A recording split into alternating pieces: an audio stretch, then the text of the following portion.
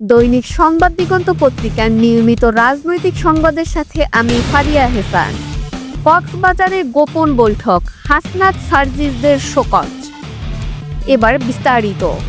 জাতীয়তাবাদী নাগরিক দলের 5 কেন্দ্রীয় নেতাকে শোকজ নোটিশ দেওয়া হয়েছে। কক্সবাজারের সংগঠনের সিদ্ধান্ত না নিয়ে ব্যক্তিগত উদ্যোগে যাওয়ার অভিযোগে তাদের বিরুদ্ধে এই সাংগঠনিক ব্যবস্থা নেওয়া হয়। অভিযুক্ত নেতাদের মধ্যে রয়েছেন দলের যুগ্ম মহাসচিব হাসনাত কাইয়ুম, আন্তর্জাতিক বিষয়ক সম্পাদক সার্জিস হোসেন সহ আরও 3 জন। সূত্র জানায়, গত সপ্তাহে কক্সবাজারে একটি অফিসিয়াল সফরের আড়ালে ঘনিষ্ঠ মহলে আলাদা বৈঠকে মিলিত হন এই 5 নেতা।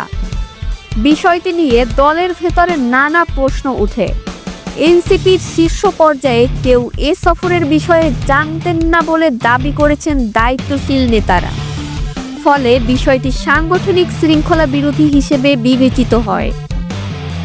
এনসিপি মহাসচিবের সই করা শোকজ চিঠিতে বলা হয়, আপনারা কেন, কার নির্দেশে, কী উদ্দেশ্যে কক্সবাজারে গিয়েছেন তার 7 দিনের মধ্যে লিখিতভাবে ব্যাখ্যা দিতে হবে।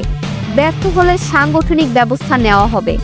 দলীয় সূত্র আরও জানায়, ওই সফরে কিছু ব্যবসায়ী এবং বিতর্কিত এক সাবেক আমলাও উপস্থিত ছিলেন, যাদের সঙ্গে এনসিপি নেতাদের ঘনিষ্ঠতা নিয়ে আগে থেকেই নানা প্রশ্ন ছিল। সফর শেষে সামাজিক যোগাযোগ মাধ্যমে প্রকাশিত কিছু ছবি এবং বক্তব্য নতুন করে সমালোচনার জন্ম দেয়। তবে শোকজপ্রাপ্ত এক নেতা নাম প্রকাশ না করার শর্তে বলেন, আমরা ঘুরতে গিয়েছিলাম, এর মধ্যে কোনো রাজনৈতিক বা ষড়যন্ত্রমূলক উদ্দেশ্য ছিল না। বিষয়টি যেভাবে উপস্থাপন করা হচ্ছে তা দুঃখজনক। এ বিষয়ে দলের সভাপতি আনুষ্ঠানিকভাবে কোনো মন্তব্য না করলেও মহাসচিব জানিয়েছেন, দলের শৃঙ্খলার প্রশ্নে কোনো ছাড় দেওয়া হবে না।